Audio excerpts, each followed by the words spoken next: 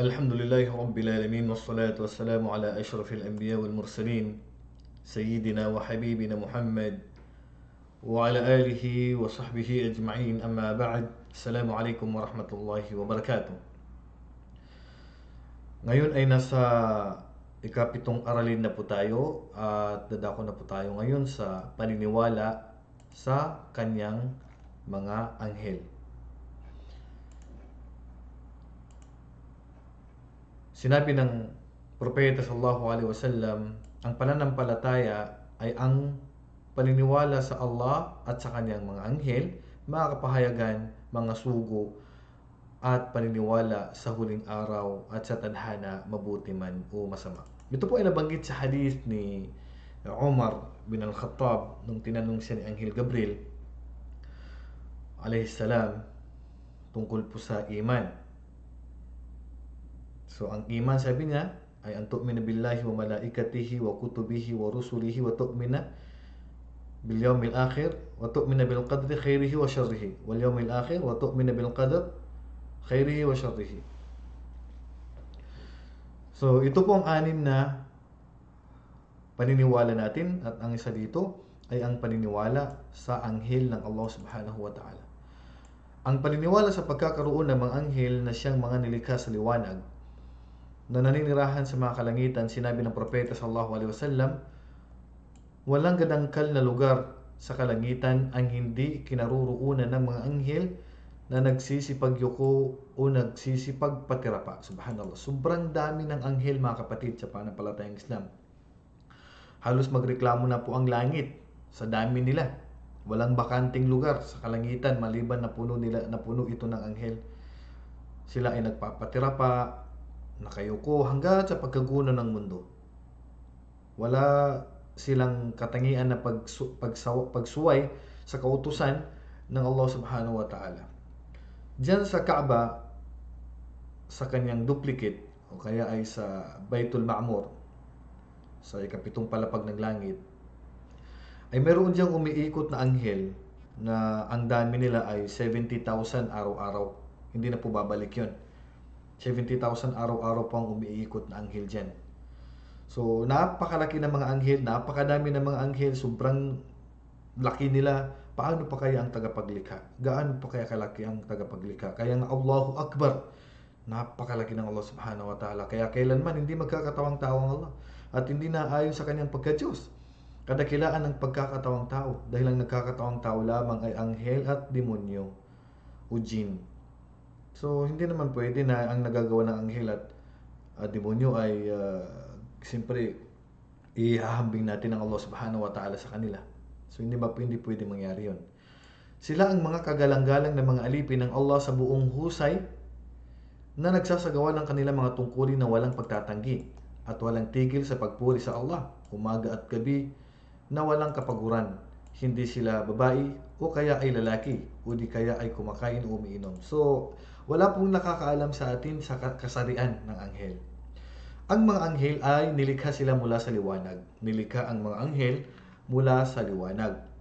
At hindi po natin kayang sabihin ang kanilang kasarian dahil hindi po binanggit sa atin ang kanilang kasarian. Hindi natin pwedeng sabihin na sila ay babae o sila ay lalaki at hindi rin sila nakakaramdam ng pagod. Sila ay hindi kumakain, hindi umiinom, hindi nagugutom, nilikha lamang sila upang maglingkod sa Allah subhanahu wa ta'ala. Yan lang gawain nila, paglingkuran ng Allah subhanahu wa ta'ala. Bawat isa sa kanila mayroong katungkulan, mayroong gawain na ibinigay ang Allah subhanahu wa ta'ala sa kanila. So, ganyan po kadami ang anghel ng Allah subhanahu wa ta'ala. Ang bilang ng mga anghel, napakarami ng mga anghel at tanging ang Allah lamang ang nakakaalam ng kanilang bilang. Si Anghel Gabriel alayhi salam, siya ang pinakapinuno ng mga anghel, pero hindi pa niya kilala lahat ng anghel. Kasi nung umakyat siya kasama ang Propeta sallallahu alaihi wasallam sa langit, ay sinundo ang Propeta sallallahu alaihi wasallam pagdating doon sa Sidratul Muntaha ng isang anghel na hindi kilala ni Anghel Gabriel. So ganito po kadami ang anghel. Si Anghel Gabriel na nga na pinuno ng lahat ng anghel, hindi pa niya kilala ang mga anghel.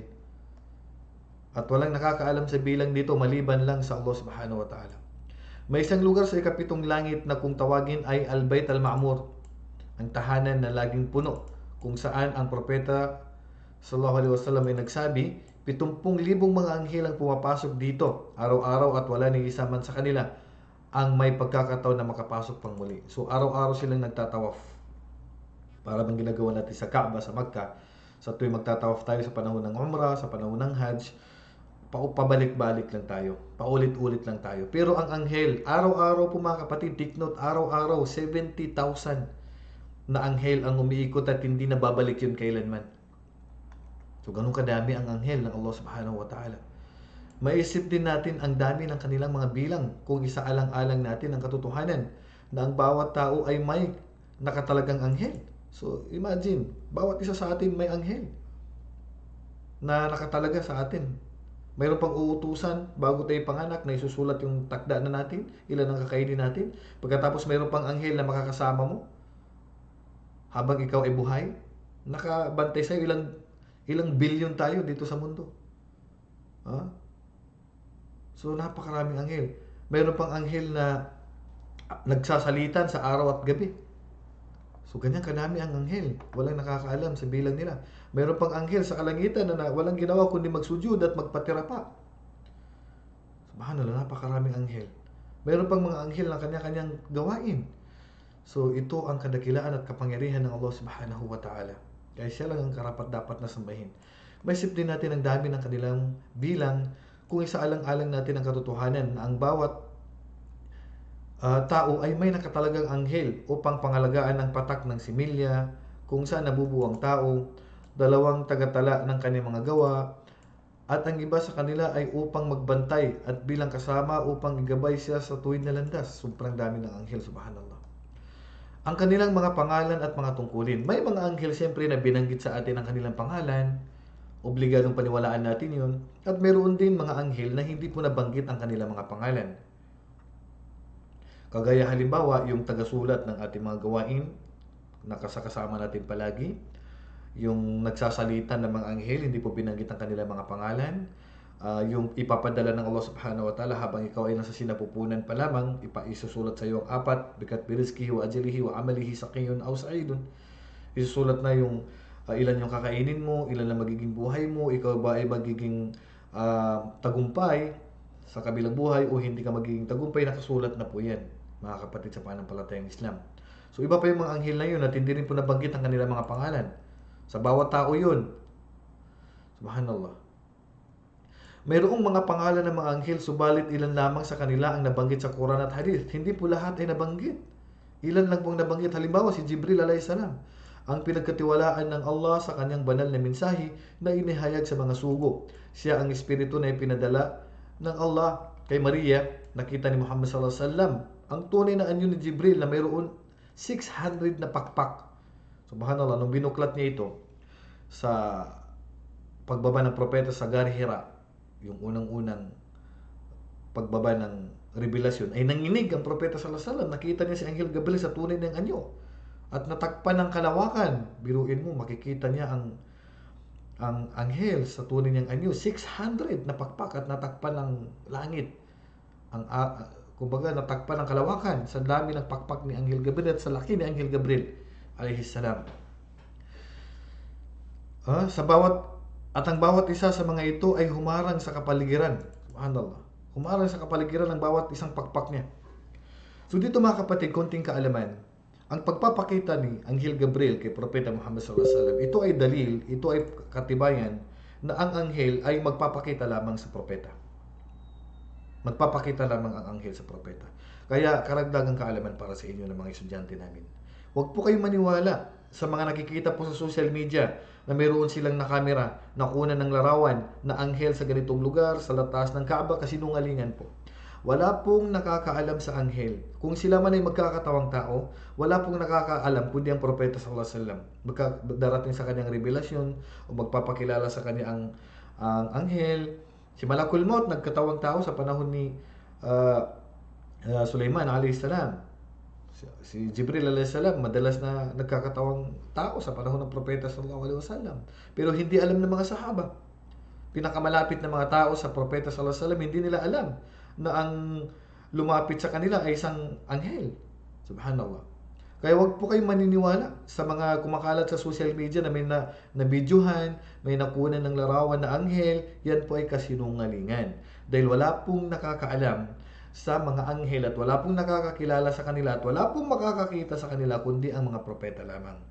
At wala pong nakakita sa tunay nilang anyo kundi propeta lamang. At hindi pa po naikwento at naitala na mayroon pong tao na maliban sa propeta ay nakakita sa tunay na anyo ng anghel.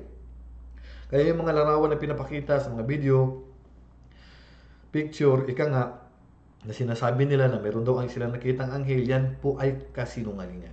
Kasinungalingan po yan. Inuulit ko, tanging propeta lamang ang pinahintulutan ng Allah subhanahu wa ta'ala ang makakita sa tunay na anyo ng anghel. So, ang anghel ay nagpakita kay Maria pero hindi sa tunay niyang anyo. Hindi sa tunay niyang anyo, kundi siya ay nagkatawang tao, nagkatawang lalaki kay Birheng Maria. Kaya ilan sa mga scholar ay nagsabi na si Birheng Maria ay isa siyang propeta. May nagsabi sa kanila na isa siyang propeta kasi daw kinausap siya ni Anghel Gabriel. Si Anghel Gabriel hindi naman makikipag-usap yan maliban sa mga propeta lamang. Pero hindi po ito katibayan. Dahil ito ay tanda na special si Maria pero wala pong propetang na babae. So ilan sa mga nabigyan ng pangalan ay si Anghel Gabriel, pangalawa si Israfil. Sino naman si Israfil? Siya ang anghel na iihip sa trompeta sa unang pagkakataon bilang tanda ng pagwawakas ng mundo dito sa mundo. O pagwawakas ng buhay dito sa mundo. So mayroon siyang trompeta na hawak-hawak yan. Kapag pag dumating na araw ng pagkagunaw ng mundo, iihipin na niya yun at magsisiliparan ng mga bundok na parang koton. Mabibiyak ang mga kalangitan, magsisilaglagan ng bituin. Mawawala ng ilaw ang araw at ang buwan. Subhanallah. Sasabog ang karagatan at magiging apoy ito, ang kanyang mga tubig. Subhanallah. Itong araw ng paghuhukom talaga nakakatakot, mga kapatid sa pananampalatayang Islam. At lahat ng may buhay, mamamatay. At wala pong makakaramdam sa pangyayaring ito maliban sa mga masasamang nilalang. Ayon sa hadith ng Propeta sallallahu alaihi wasallam. So si Israfil, si Anghel Israfil ay isa sa mga pangalan na binanggit ng Allah subhanahu wa ta'ala na siya ang pinagkatiwalaan na iihip ng trompeta. Pag magugunaw na po ang mundo, iihipin na niya po yan at mangyayari na po yung mga bagay na binanggit ko at magugunaw na po ang mundo. Magsisiliparan na lahat. Yung mga bundok na sobrang tibay, parang kuton lang yan. Na magsisiliparan. Yung langit na yan, magbibiyakan yan. Yung mga dagat, sasabog lahat yan. Subhanallah. Ilayo tayo nawa ng Allah subhanahu wa ta'ala na makita natin ang pagkagunaw ng mundo. At ilan sa mga nabanggit ang kanilang pangalan ay si Malik. Si Malik naman ang tagabantay ng impyerno. Ang mga tao dito ay tatawagin siya upang sabihin sa Allah na wakasan na ang kanilang mga paghihirap. So, hihiling sila ng tulong pero kailanman hindi babawasan ng Allah ang kanilang parusa. Falan nazidahum illa adaba. Wala kaming ibabawas, bagkus dadagdagan pa namin, sabi ng Allah, ang kanilang parusa. Hihingi sila ng tubig may inom sa sobrang init sa impyerno, wala billah. Ilayo tayo na ng Allah subhanahu wa ta'ala sa naglalagablab na apoy ng impyerno. Kaya dapat gawin natin lahat ng ating makakaya na masunod natin lahat ng kautusan ng Allah subhanahu wa ta'ala at maiwasan natin lahat ng kanyang ipinagbabawal upang mailayo tayo sa parusa ng napakatinding parusa sa impyerno. So ang tagabantay doon ay si Malik, ang pangalan niya. Mayroon namang anghel ng pangalan niya ay si Radwan, siya naman ang tagabantay ng paraiso. So ilan lang ito sa mga nabanggit. Mayroon ding Munkar at saka si Nakir, ang dalawang anghel na magbibigay ng mga katanungan o pagsubok sa libingan. Yan mga nabanggit na pangalan. Malakul Maut is hindi naman ito talagang pangalan niya kasi Malakul Maut is anghel ng kamatayan. Ang anghel ng kamatayan na siyang huhugot sa mga kaluluwa ng tao sa sandali ng kanyang kamatayan. So siya yung pinagkatiwalaan na kunin ang mga buhay natin. Raqib at Atid, ito ay mga katangian din. Actually, hindi naman ito pangalan yung Raqib at Atid. Hindi naman yan pangalan. Pero yan po ang wa may yalfidu min qawlin illa ladayhi raqibun atid. So, ito ay hindi pangalan ng dalawang anghel. Subalit ito ay dalawang pangalan na nangangahulugan ng tungkulin ng dalawang anghel na ito. Patuloy nilang sinasamahan ng tao. So iba pa yan. Iba pa yan. Nakabantay lang yan sa mga sasabihin mo. وَجَاءَتْ سَكْرَةُ الْمَوْتِ بِالْحَقِّ ذَلِكَ مَا كُنْتَ مِنْهُ تَحِيدٌ مَا يَلْفِظُ مِنْ قَوْلٍ إِلَّا لَدَيْهِ رَقِيبٌ عَتِيدٌ. So ang sabi ng Allah subhanahu wa ta'ala, kapag ang dalawang anghel na tagapagtala ay magsusulat na ng mga gawa ng tao, ang isa ay umuupo sa kanang bahagi at ang isa naman ay sa kaliwa. Wala ni isa mang salita ang kanyang masasabi maliban na may isang tagabantay sa kanya na handang magtala nito. Subhanallah. Kaya ingat-ingat tayo mga kapatid sa sinasabi natin. Bawat bigkas mo ng salita, kumusta ka na, saan ka pupunta, anong balita sa'yo, Assalamualaikum, lahat yan nakasulat yan mga kapatid. Kaya nga sasabihin ng mga kufar, mali hadal kitabi la yughadiru saghiratan wala kabiratan illa ahsaha. Anong klaseng libro ito, sabi ng mga kufar? Wala man lang ligtas, lahat nakasulat. Kaya maingat tayo sa mga binibigkas natin. Huwag tayong maging bastos, huwag tayong maging marahas sa pananalita. Ha? Lahat yan nakasulat yan mga kapatid. Kaya panatilihin natin palagi ang pagbabalik loob sa Allah subhanahu wa ta'ala kasi lahat nakasulat lahat nakatala. Wala pong naitatago sa araw ng paghukom. Bawat isa sa atin may libro. Mababasa natin lahat ng sinabi natin, lahat ng mga binigkas natin na hindi kaaya-aya. Nakasulat lahat yan. Kaya kung sabi nga ng propeta sallallahu alaihi wasallam, "Man kana yu'minu billahi wal yawmil akhir falyaqul khairan aw liyasmut." At ang sino man ang naniniwala sa Allah subhanahu wa ta'ala at sa araw ng paghukom, magsalita lamang siya ng mabuti. At kung hindi niya kaya magsalita ng mabuti, tumahimik na lamang tayo. Lalo ngayon sa social media, subhanallah, pagka nagkaroon ng alitan, away, ayun, nagsilabasan yung mga hindi kaaya-aya mga salita, bangayan, lahat yan nakasulat yan mga kapatid.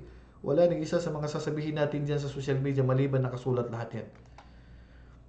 Tagatala ng hinaharap ng isang sanggol. Meron pang tagatala ng pero hindi rin nakasulat ang kanilang pangalan.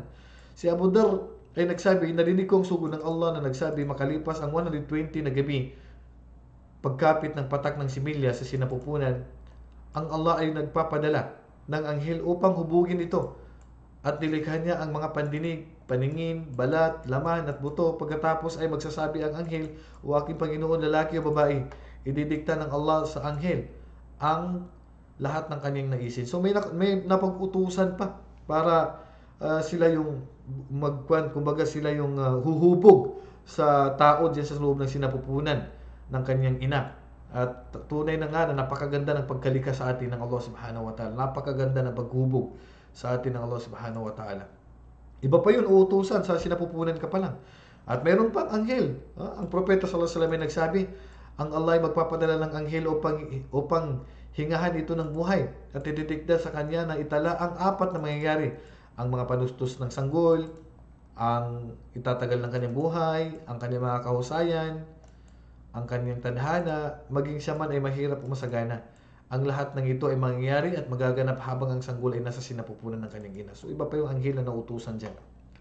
Tagabantay ng tao. Sabi ng Allah subhanahu wa ta'ala, "Lahu mu'aqibatun min bayni yadayhi wa min khalfihi yahfadunahu min amrillahi inna Allah la yughayyiru ma biqawmin hatta yughayyiru ma bi anfusihim wa idza arada Allah." May mga anghel na mangangalaga sa tao na nasa kanyang likuran, nasa kanyang harapan at sa kanyang harapan mula sa mga kapahamakan sa pamagitan ng kapahintulutan ng Allah. Lagi nakabantay sa iyo yan. Sa kapahamakan. Okay? Siya ay kasama mo palagi. So, pangangalagaan ka na sa kapahintulutan ng Allah subhanahu wa ta'ala. Ipinaliwanag ni Ibn Abbas na tinutukoy ng Allah sa talatang ito ang mga anghel na kanyang itinalaga upang maiiwas sa kapahamakan ng tao mula sa mga sakuna na nakapalibot sa kanya. So, kaya naman, hindi ka nasama sa lindol, hindi ka nasama sa mga gera, hindi ka tinamaan ng baril, hindi ka tinamaan ng disgrasya, hindi ka nadamay sa mga disgrasya, kahit na nandun ka pa rin sa sakyan, hindi ka nasaktan, dahil hindi pa pinahintulutan ng Allah, dahil nandoon yung anghel na inalagaan ka.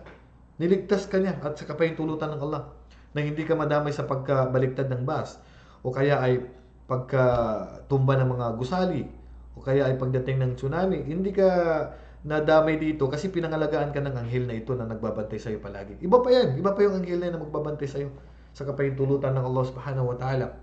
Subalit kapag ang sakuna ay nakatalaga na mangyayari sa tao, sa pagkakataong ito ay iniiwanan siya ng tagapagbantay na anghel upang maganap ang nakatagdag sa kuna. Kapag dumating ng kamatayan mo, o kaya ay dumating na yung dapat na tamaan ka na ng sakunang ito, hindi ka na niya babantayan.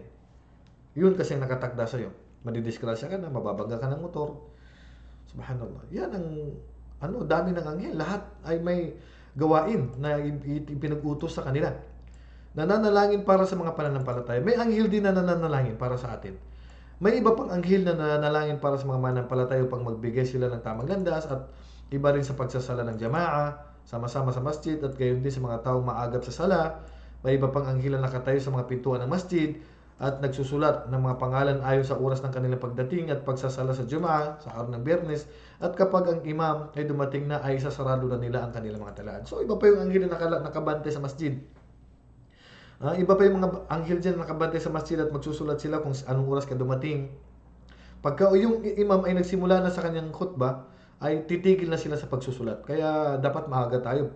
Kasi kung maaga po tayo pumunta sa masjid, ay may susulat pang pangalan natin.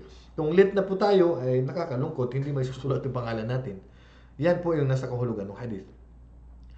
At pinalilibutan ang mga nagdidikir. Meron pang anghel na araw-araw bumababa sa kalangitan at sinasabi nila, Allahumma ati munfikan khalafa. Ya Allah, bigyan niyo po ng mas marami pang kayamanan yung taong nagbibigay ng kanyang sadaka, tulong. Allahumma ati mumsikan talafa. Ya Allah, yung nagtatago ng kanyang pera at madamot at hindi tumutulong, naway walain ninyo ang kanyang kayamanan. So yan ang dua. Kaya dapat araw-araw tayong magbibigay ng sadaka para lagi tayong ipanalangin ng anghel na ito na mas dumami pa ang kayamanan natin. Ito ang sikreto. Kaya yung mga mahilig magbigay ng sadaka ay hindi sila nakakaramdam ng kahirapan. At yung mga mayayaman, minsan sila pa yung nakakaramdam ng kahirapan dahil sa pagdadamot nila. Hindi alam ng mga tao na yung pagbibigay ng sadaka, gamot yan. At nagpapadami ng kayamanan. So, sinabi ng Propeta sallallahu alaihi wasallam, mayroong mga anghel ng Allah na nag-iikot upang maghanap ng mga nagdidikir o nag-aalala sa Allah subhanahu wa ta'ala. At kung mayroon sila natagpuan, kung saan ang mga tao ay nag-aalala sa Allah subhanahu wa ta'ala, tinatawag nila ang bawat isa, halika, narito ang hinahanap mo. Sinabi ng Propeta sallallahu alaihi wasallam, pinapalibutan nila ang mga naruroon ng kanilang mga pakpak.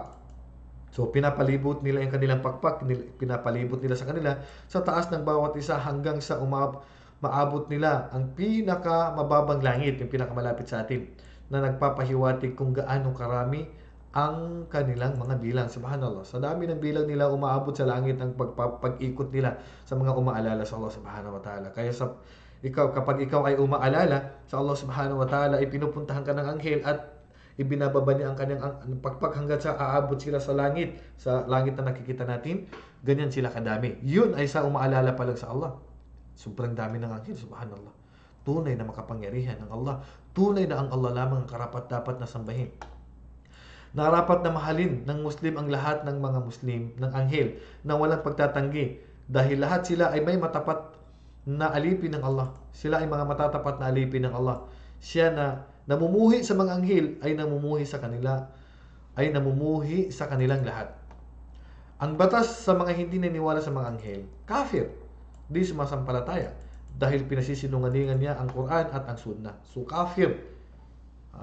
Ang taong lalabas sa Islam, ang taong hindi nila paniniwalaan na mayroong anghel ang Allah subhanahu wa ta'ala. Ang anghel ay hindi natin sila nakikita.